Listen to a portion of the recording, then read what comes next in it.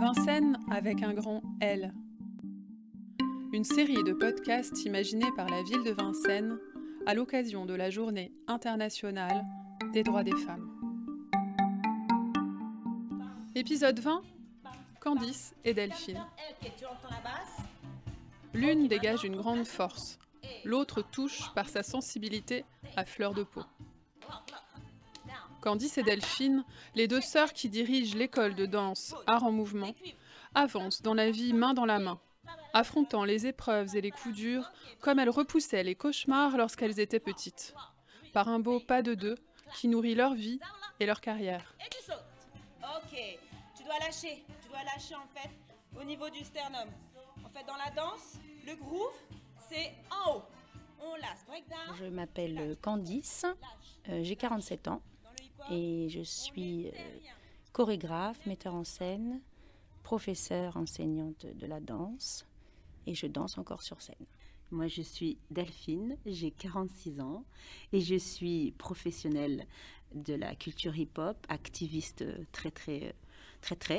Et je danse, et évidemment, je transmets aussi ma passion et je mets en scène et je chorégraphie. Voilà, la danse hip-hop. Nous sommes les sœurs jumelles. Voilà, on n'est Mais pas signe du Gémeaux, nous on est Sagittaires toutes les deux. Mais c'est pas grave. Et pendant une semaine, on a le même âge. Et on a été élevés ensemble, comme des jumelles aussi beaucoup par maman. Ouais. Les mêmes tenues, toi bleu, moi rose ou vice-versa. Oui. Et dans la même chambre jusqu'à 25 ans. Donc on est vraiment très fusionnels.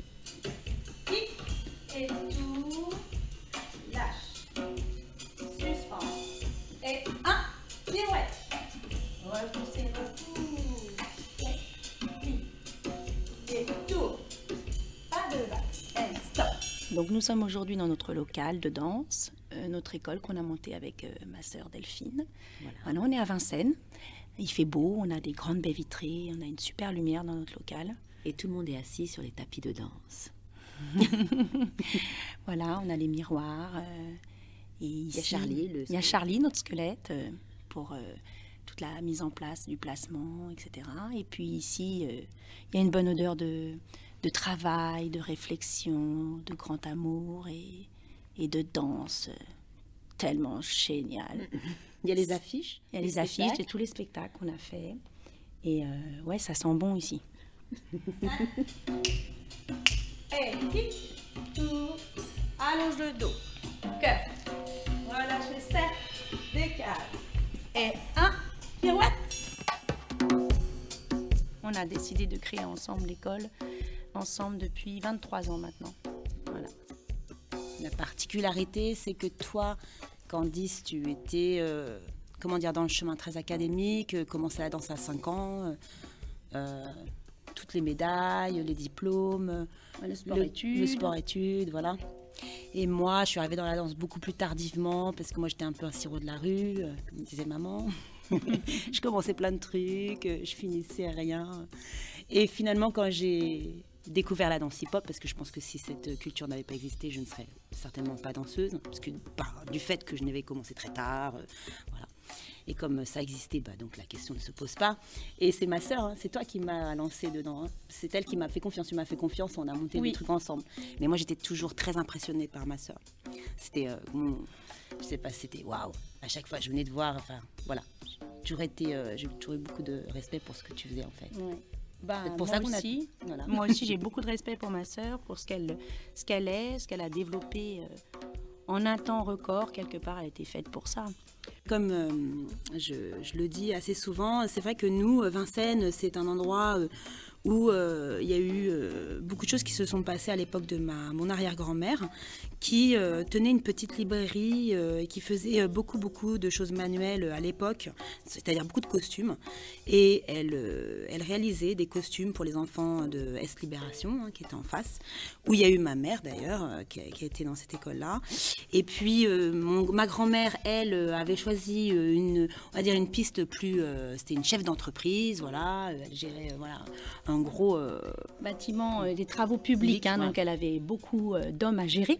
Donc une femme patronne, femme patronne. Et puis ma mère qui était donc, elle après styliste, elle a fait les beaux-arts, elle a fait les arts déco, Elle a travaillé avec Pierre Cardin, elle a travaillé avec Christian Dior, elle a travaillé beaucoup aussi avec les éditions Bayard. Enfin, une personne assez exceptionnelle. Elle s'est beaucoup battue dans sa vie pour sa maladie, parce que ma mère était gravement malade, toujours aujourd'hui. Et ça nous a, je pense, donné un chemin de vie où il a fallu toujours aller vers l'avant pour réaliser ses rêves. Et je pense que pour nous, tout est toujours possible. Et en fait, on ne se pose pas la question, est-ce qu'on peut le faire? C'est on va le faire. Pause. Les cuivres. Ok, maintenant point de point. Ha, make un clap. Down là. Et tu sautes. Ok. Ma mère, on est toujours 4 enfants. Et puis mes parents divorcés, on était très jeunes, on avait 4 ans à peu près. Et c'est vrai que maman s'est retrouvée avec nous 4. Et puis la maladie est arrivée. Et on avait 8 ans, je pense. Donc ma mère, elle a fait 4 AVC, hein, donc c'est des graves maladies. Elle a été en fauteuil roulant, on a dû apprendre à se débrouiller tout seul, on a dû déménager plusieurs fois. Elle a ouvert un atelier pour essayer de gagner un peu sa vie. Enfin, c'était difficile, on a appris très tôt, on a fait des charrettes, comme on dit, on travaillait la nuit pour aider ma mère à faire ses expos. Enfin voilà, on a appris très jeune à bosser, quoi. Ici, on est arrivé, on a fait les planchers, on a tout fait toujours tout seul. Les élèves sont venus avec nous, ils ont cassé, ils ont fait vas-y, on construit. Et je pense que c'est ça le message aussi. Ça veut dire, c'est sûr, c'est des combats. On n'a pas eu tout beau, tout neuf. Tiens, on te donne le dernier local à la mode. Oh, mortel, incroyable. Non, ça, on n'a jamais eu. C'est toujours nous tout seuls, mais on réussit. Et c'est ça le message positif qu'on transmet aujourd'hui aussi à nos élèves, c'est que je pense que tout est possible dans la vie.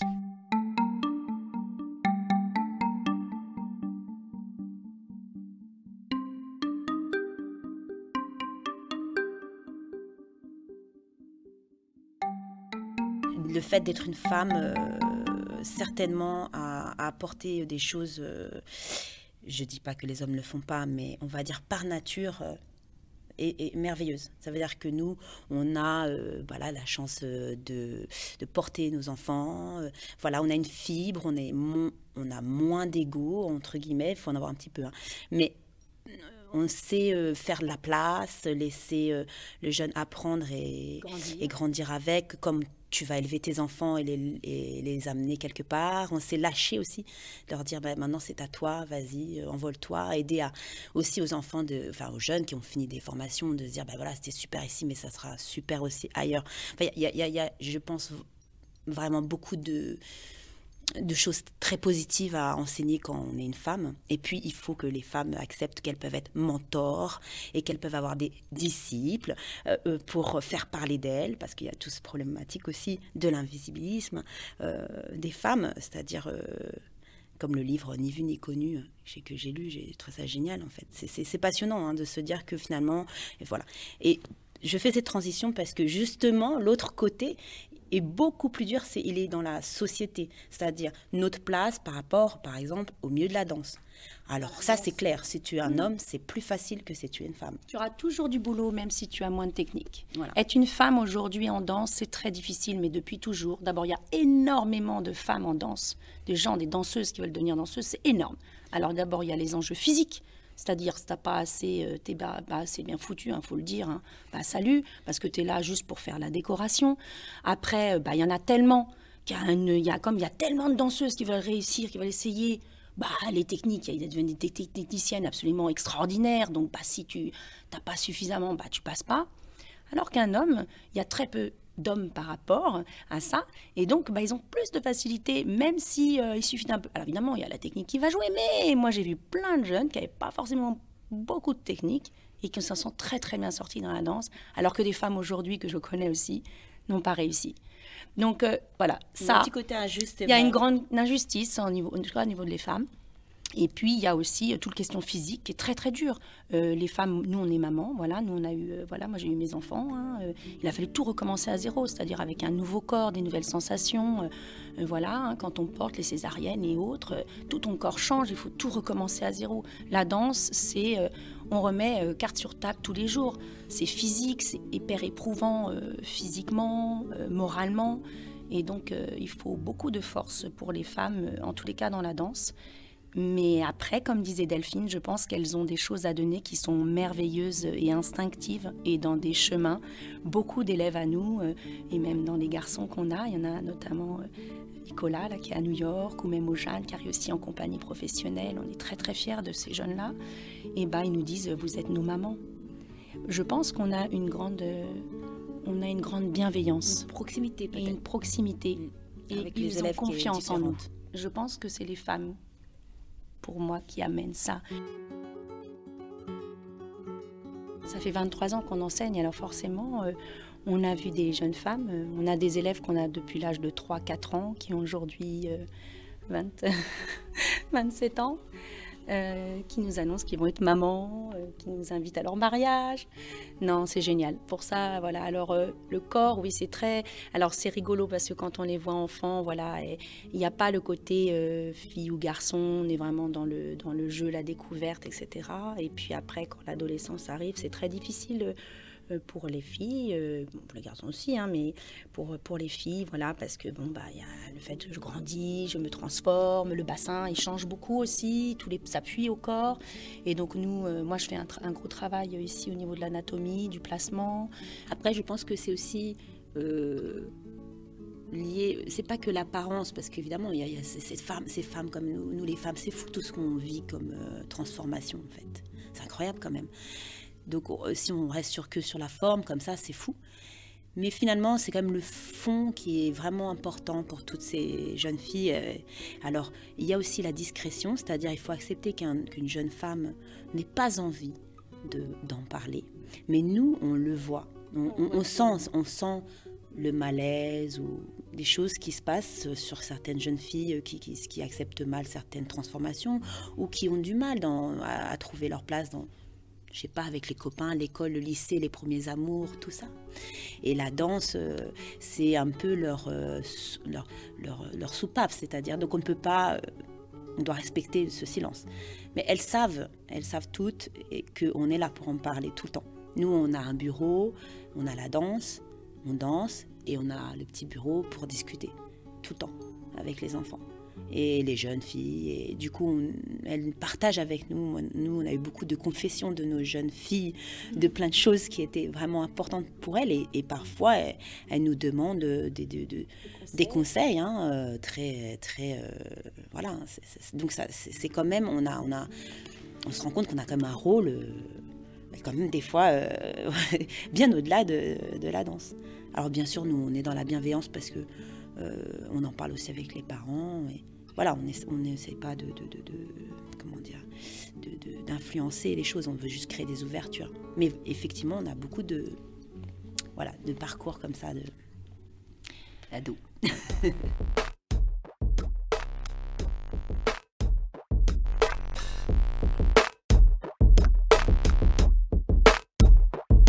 Comme on crée du spectacle avec Delphine depuis toujours et encore plus fort depuis 5-6 ans, on va dire 6 ans, sur des grands, pour nous, entre guillemets, des questions, on va dire, qui nous sont chères. Donc là, Ulysse, par exemple, sur le climat, sur l'écologie, sur ce que nous, on peut apporter. On essaye toujours de leur travailler au niveau de la danse et de l'interprétation des sentiments forts et des questionnements sur notre avenir. Un avenir qui n'est pas si noir, un avenir qui peut être magnifique en fait et qui l'est. Hein. Et je pense que ça c'est très important de donner ce message parce que c'est ce qui fait qu'ils vont de l'avant et qu'ils grandissent tous. Même mes adultes grandissent. J'ai eu Dorothée encore il n'y a pas longtemps, on en a discuté, qui a 40 ans, hein, une élève à moi adulte, et qui m'a dit vraiment je sens que j'ai progressé encore sur moi-même. Et voilà, et c'est génial de les voir tous progresser, même les adultes. Et je pense que c'est les chemins aussi qu'on a pris philosophiquement. Voilà, on a une philosophie, on est artiste dans le sens global et des valeurs très importantes. Donc je pense que c'est ça le point fort. C'est pas juste la technicité. Évidemment, la danse, c'est super dur, super technique. La classique, c'est hyper ingrat. L'en dehors, t'en as pas, c'est une cata. C'est pas faire un grand plié. Avoir la jambe à l'oreille, c'est un travail de longue haleine. Les pirouettes, les sauts, c'est très dur. En hip-hop aussi, c'est physique, c'est dur. On n'arrive pas forcément à faire le mouvement. C'est décourageant. Moi, j'ai vu plus d'une fois des élèves taper dans les murs. Je fais, vas-y, tu vas y arriver. Accroche-toi. Ou laisse-toi. Tant pis, aujourd'hui, c'est pas le jour et cherche autre chose. Mais voilà, je pense que c'est ça. C'est des états d'âme. Ils veulent en fait, on leur donne le goût d'avoir envie de réussir quelque chose par rapport à son propre objectif. Parce que la danse, comme Candice le dit, c'est très vaste et très difficile. Mais finalement, nous ici, c'est plutôt le fond qui compte en fait. C'est-à-dire tout ce chemin, toute cette persévérance qu'ils vont développer.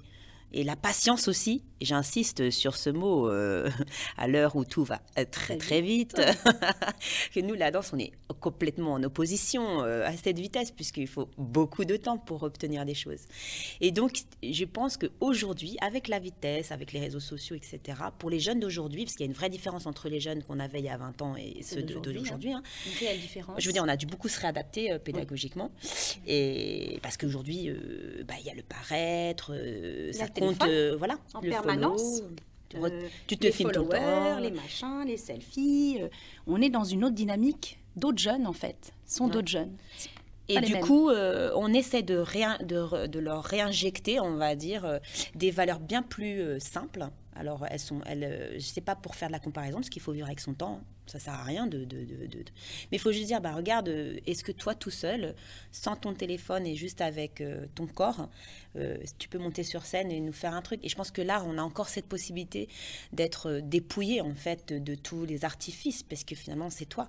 C'est que toi, je veux dire, toi et ton intime qui est sur la scène. Et donc, c'est encore un moyen pour moi de garder voilà, cette simplicité, j'ai envie de dire, de faire les choses. Et du coup, c'est des objectifs très forts. Ça prend beaucoup de valeur aujourd'hui. Parce que c'est pas ton téléphone et ton filtre. C'est sans filtre. Donc, aïe, aïe, aïe, mince, qu'est-ce que vont dire les jeunes? Faut que ils peuvent se mettre la pression aussi. Hein. Et nous, on est là justement pour adoucir ça. Leur dire, non, regarde, sois fier de ce que tu fais. Ce que tu fais, c'est important, ça a de la valeur. Parce que tu prends du temps pour ça, parce que tu prends le risque. Moi, quand j'ai des danseurs hip-hop, avec tout le caractère que ça englobe, quand on dit pop, yo, yeah, les attitudes, la crâne et tout. Mais ça ne veut pas dire qu'ils sont comme ça, mais il y a ce petit jeu un peu, voilà, très, très, comment dire. Bon, bref, on s'impose, quoi, on va dire qu'on s'impose, et qu'ils se mettent à faire du classique avec Candice ou des grands jetés. Yes, j'ai dit, t'as tout compris. Et ça, c'est une grande fierté. Franchement, on est trop fiers que des élèves qui étaient venus pour tourner sur la tête finissent par prendre la barre classique. Ça, c'est une vraie réussite. Et c'est ça qu'on a réussi à faire dans l'école. Oui, on a décloisonné.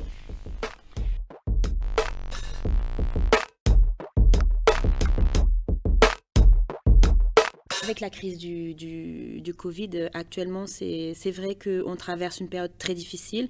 Nous, on a eu la chance d'avoir... on a eu la chance, je ne sais pas, mais en tout cas, on a des super élèves et une très grande solidarité qui s'est développée dans l'école. Donc, on a subi, évidemment, il y a eu des impacts très forts sur l'association, ça c'est sûr, et ça nous a demandé énormément d'énergie et de croire tellement à ce qu'on fait pour pas craquer et continuer à le faire, mais on a eu un retour. On a eu des messages vraiment qui nous ont portés, en fait, pour continuer. Après, hors de question qu'on arrête tout ça, donc je pense qu'en fait, on peut même pas imaginer qu'on va arrêter tout ce qu'on a fait, donc ça ne peut pas nous écraser, impossible. Donc du coup, la guerre est déclarée. Voilà. On crée du spectacle, quoi qu'il advienne. Nous, on monte nos spectacles pour le mois de juin, avec tous nos élèves, même en Zoom. On crée tous les liens.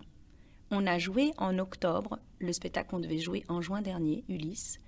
On a tout fait en Zoom, on a révisé sur les pelouses au stade, on a déployé, on s'est filmé en faisant voir les scénographies avec les photos. On a fait un film qui est sur notre site d'ailleurs de ça, de ce souvenir, et on a réussi. On a joué le Ulysse et ça a été magnifique sur scène. Donc là, on prépare le prochain spectacle. Et Voilà, on et monte puis, pour le mois de juin. Et je pense que même si on est en Zoom, même si c'est dur, même s'il faut redoubler d'efforts et de plein de choses, on crée, quoi qu'il advienne. Et on existera toujours. L'optimisme aveugle, c'est ça? Dans Oui. le désespoir, soyez optimiste aveugle, c'est un peu ça, non? Mais bon, finalement, on a trop de réponses aujourd'hui dans notre entourage, plutôt des gens qui dirigent, hein, on va dire en général, parce que c'est général, on ne sait pas, on va voir, on attend, pas de visibilité, accepter. Non, il faut déployer des plans B, des plans C, des plans D, parce qu'on a besoin de projeter. On doit projeter vers l'avant. On ne peut pas vivre sans visibilité. C'est impossible, tu tiens 3-4 mois, mais après tu meurs. Donc voilà, c'est important.